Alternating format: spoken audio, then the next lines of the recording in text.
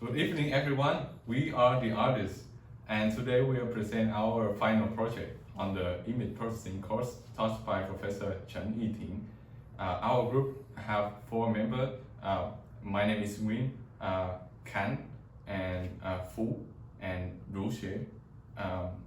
So our work name is Refocus.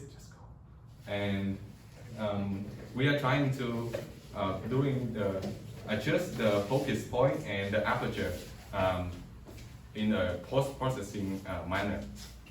So we'll begin with the outline. This is the content of our presentation. First, we'll introduce our reason for the task and the related work.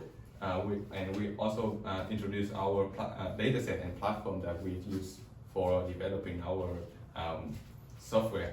And next comes the most interesting part, which is baseline and main approach. And after that, we'll evaluate our methods and give results as well as analysis. This is the reason that we want to do this work. For a good picture, the focus point is very important, and also the depth of field. But unfortunately, people miss that quite often. These are the example. And recently, we have the iPhone 15 that can solve this problem. But the problem is the image have to be taken by the phones, and it's not the case for example, this one, the image taken for a very long time ago. So we want to solve that problem to enhance the image, to have better images. Yes. And for that, the first step is gonna look has anybody attempted to do the same thing. So the first one is this paper we've been referenced is quite a lot when developing our baseline. The name of the paper is Accurate Depth of Field Rendering Using Adaptive Bilateral Filtering. And this is the contribution of this work, but they've been mentioned a lot of theoretical that we've been using. The first one is the diameter of the circle of conclusion. This one is, the meaning is for a point that is out of focus, how much will that point spread out in the image plane. And this is a quick equation for it. And if we want to model that, then the simple solution should be the Gaussian filter. However, the Gaussian has a problem, that is this pixel will be affected by the other one that is not in the same depth length, and it is not the case in the real world. So to prevent that kind of leaking, the previous work of this has introduced bilateral filtering to block the intensity flow from this from the two different depths. You can see this equation. If the depth of this one is really different, then this whole term will effectively zero, and there's no intensity flow. But this paper also go a further step. They introduce another parameters, this parameter here. So basically, we will see the result, the effect of that in the next slide. So if we don't have that parameters, then this edge is sharp, but it is not in the focus plane. We only need the edge to be sharp in the focus plane, so that's why they do that, and they introduce that that's further parameters. And we've been incorporating that work into our baseline and verify that it works. We can see clearly that we avoid the leakage. But this is only pure physical modeling of this kind of bokeh effect, blurring effect. And recently people are doing deep learning incorporated into this kind of problem. For that, I will introduce Fu to continue the presentation.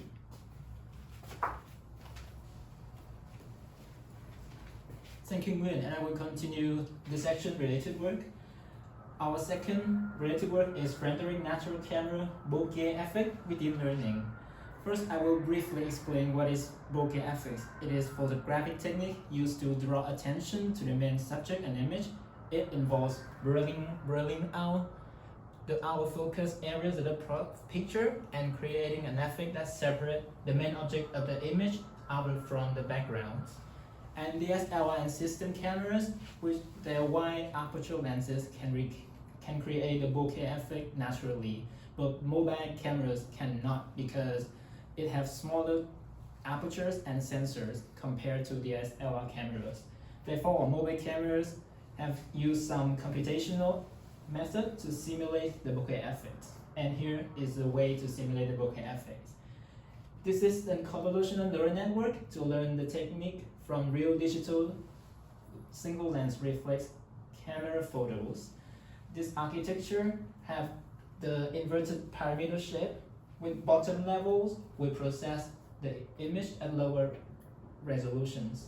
And each level of this network will processing the feature maps in parallel with convolutional filters of different size.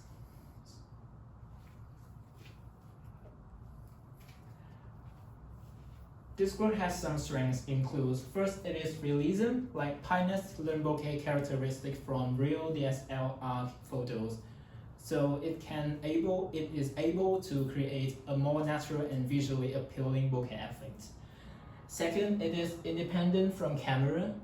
The method is independent from camera, is not dependent on any specific camera hardware, so it can be adaptable to various devices. Third, it has the versatility. It can be applied to existing images and does not require any special hardware. Fourth, this work is efficiencies. This PyNet model can process images relatively quickly, even on the mobile devices. While have some promising results, it still have some weaknesses. First, it may struggle with highly complex scenes, which is difficult to separate the foreground and the background. And the second is the model currently downscales the input images, which might impact the quality of the bokeh effect on higher resolution images.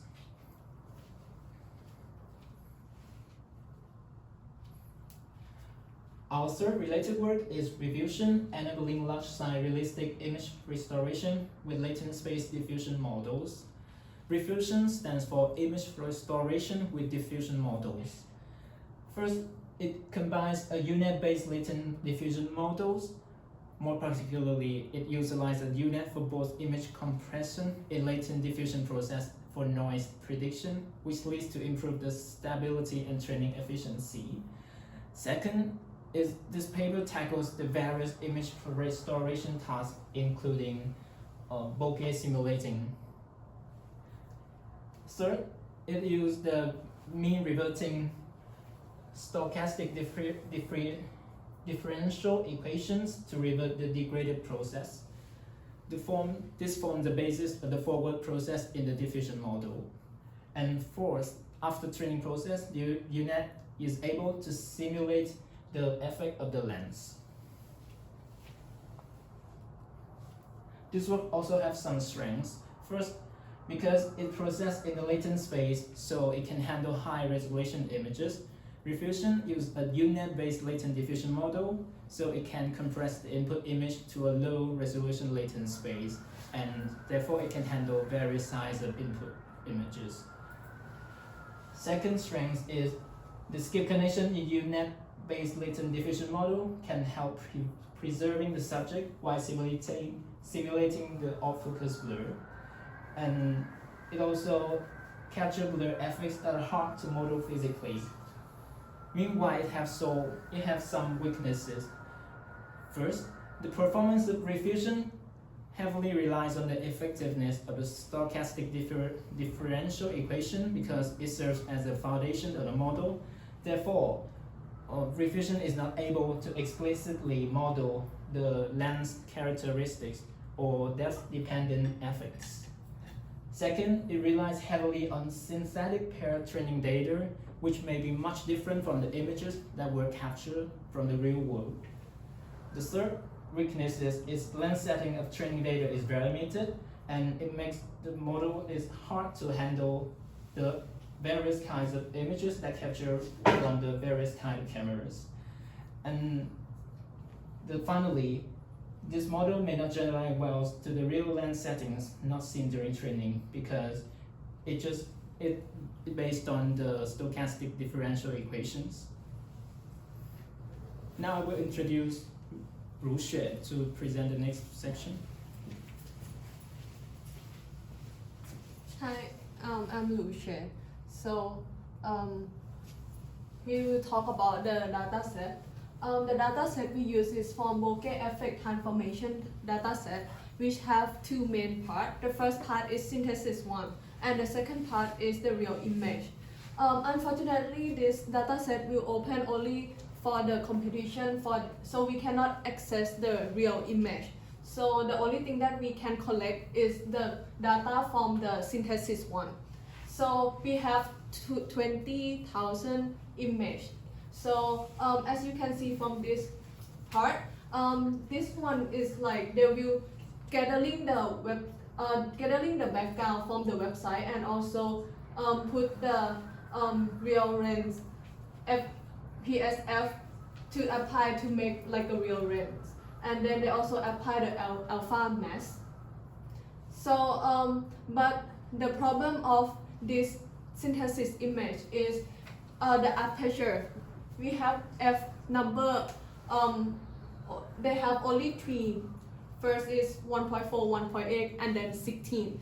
This is quite a big gap. So and it's really hard for us to test the data. So that's why we try to generate the test data by ourselves.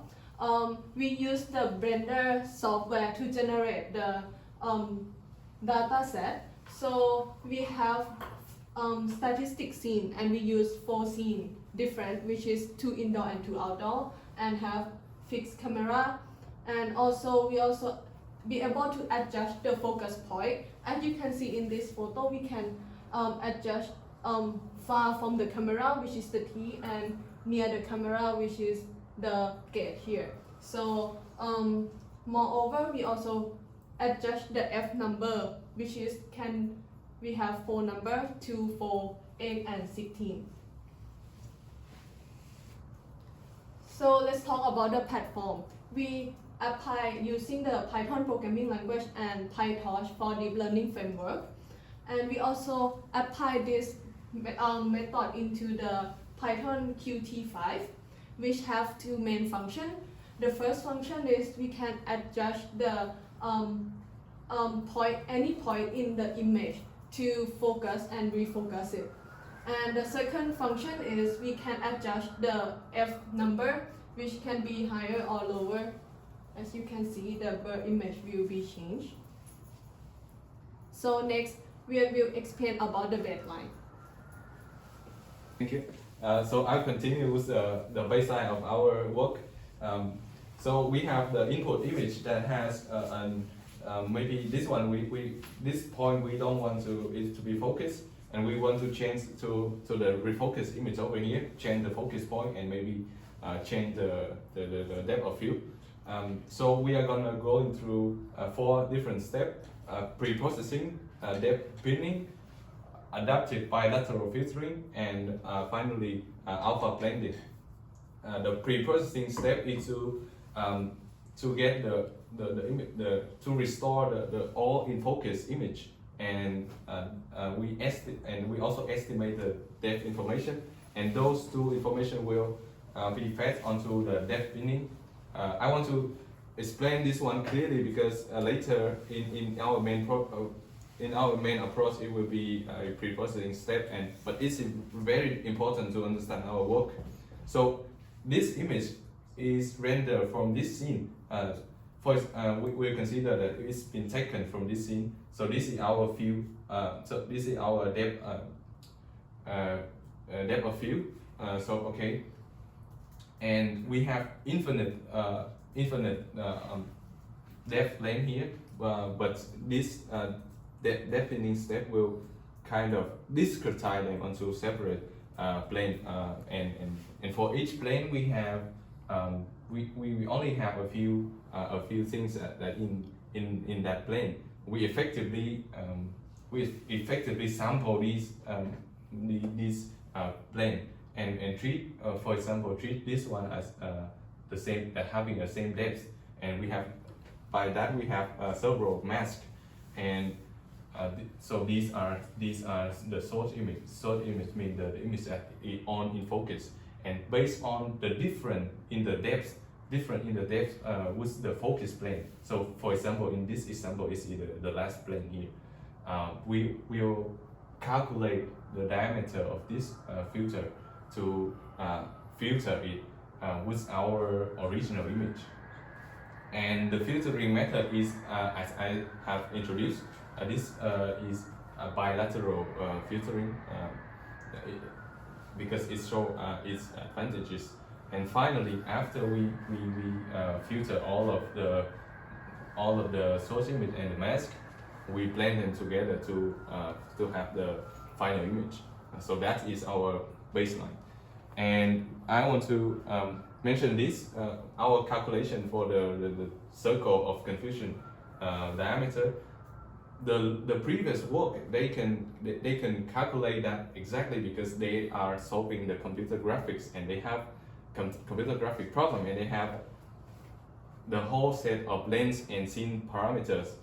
So these are all not. But in our case, because the depth of anything is estimated and is relative, and also we don't have the focal length information, so that's why we need to make assumption, and we basically replace the K and tuning.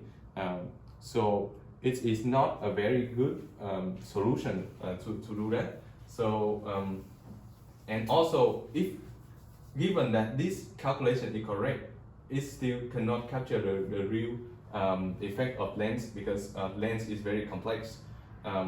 Light travel inside it is not thin lens, and also so we have that kind of effect on lens. You can see this one is not a circle.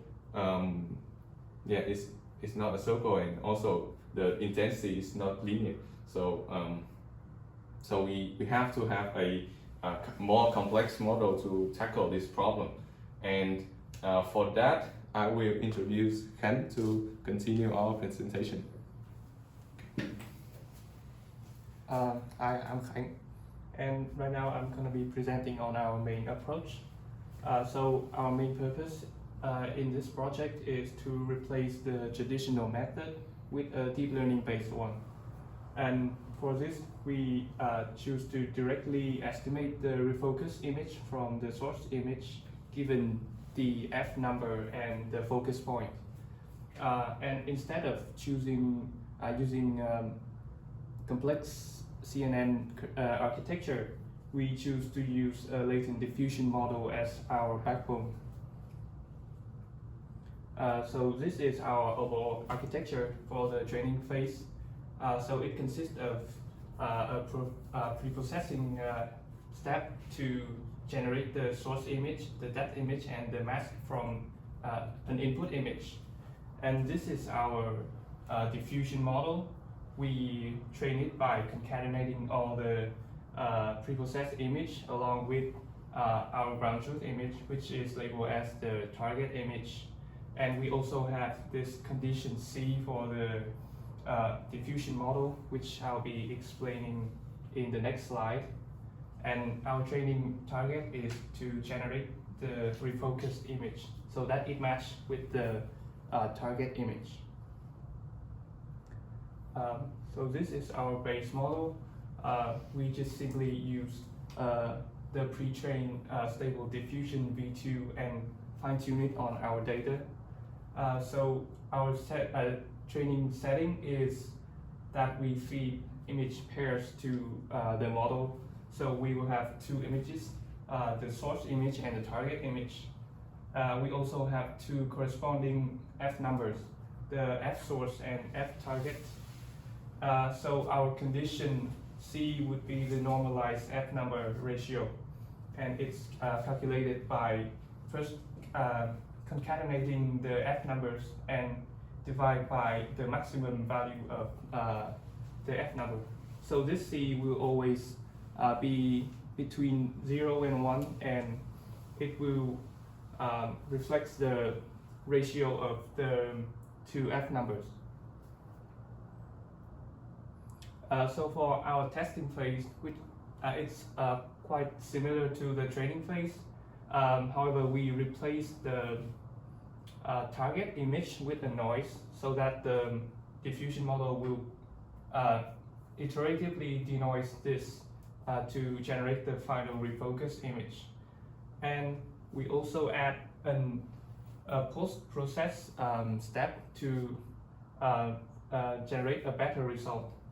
These two pre-process and post-process I'll be explaining in the next slide.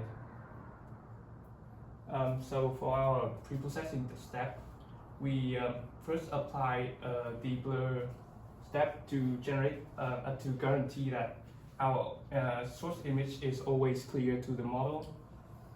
This step could be optional by the user, but for the two other steps, which is depth generation and mask generation, is required by the diffusion model. So we do this by first applying the depth anything to obtain the depth image, and secondly we use the depth binning step, which is explained in the baseline method, to get the corresponding mask image. After having these three images, we can obtain the corresponding foreground image from the source image and the background image from the refocus image, which is the output of the diffusion model. And by adding these two images, we get our final refocus image. Now let's come to the evaluation. So to evaluate our method, we used three metrics. The first two is PSNR and SSIM, which are traditional metrics for image restoration evaluation. We also use LPIPS, which is a recently proposed perceptual metrics, and it is widely used since it's more aligned to human perception. And for our dataset, since available datasets are either synthesized or it lacks, it has very limited number of F numbers, so we choose to render image for evaluation using Blender. And in total, our dataset consists of 4 sets of image, and each set is collected using 4 F numbers, which are 2, 4, 8, and 16. And each image is rendered using 2 different focal points, which are near and far. So you can see here, this image is rendered when the focus point is put on the background, while this one is put on the foreground. So this is our result. For the quantitative result, we provide the result for the baseline and the main approach. As we can see, the baseline method obtained much better result than our main approach, the diffusion one. However, this one is mostly because we are directly fine-tuning the kernels on our evaluation set so that we can obtain a high result. However, when our result on the diffusion model is quite low because we are training it on a synthesized data set, but we are evaluating it on a rendered image. So it's difficult for the diffusion model to generate similar effect to the training result. We also visualize some qualitative results from our diffusion model. So the first row is the deblur task and the second row is blurring task. So these two tasks is shown by changing the f numbers input into our diffusion model.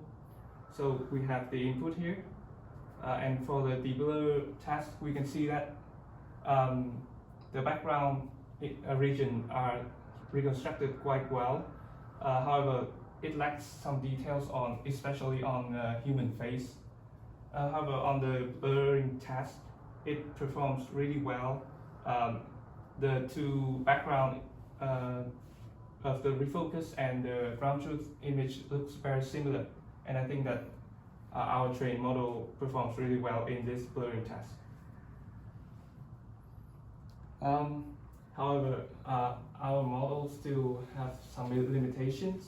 The first one is that our pipeline is very complicated, and it consists of multiple blocks like the pre-processing and post-processing blocks. The second limit is that the trained latent diffusion model cannot preserve the original content of the image. And the final one is that it lacks an explicit mechanism to condition the diffusion model with depth map. So for each limitation, we provide a solution. The first one is to train an end-to-end diffusion model that can jointly solve multiple tasks, such as depth estimation and image reconstruction. For the second problem, we propose to find a better method for fine-tuning the diffusion model, along with training on a larger dataset.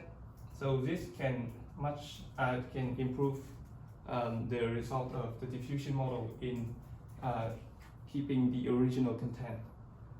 And for the last problem, we propose to use a pre-trained feature extractor such as Dino V2 to encode the depth map as conditioning to the diffusion model. This is our reference for the presentation, and this is the end of our presentation. Thank you for your attention.